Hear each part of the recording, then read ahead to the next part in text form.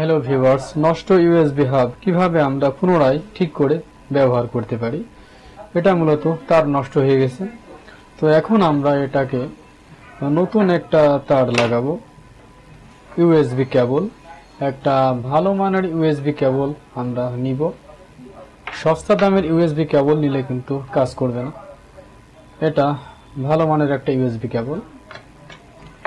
তো এখন আমরা যা করব, এটা খুলে নিতে হবে।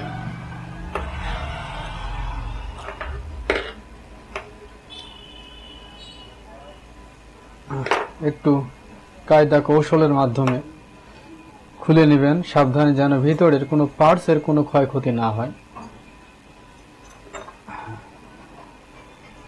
এরপরে আমরা এই যে চারটা তার কানেকশন করা রয়েছে দেখতে পাচ্ছেন, এই চারটা তার আমাদের কানেকশন করলে এটা আবার ব্যবহার করা যাবে।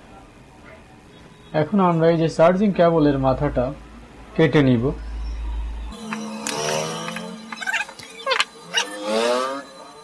বন্ধুরা, এরপরে আমরা পর্যায়ক্রমে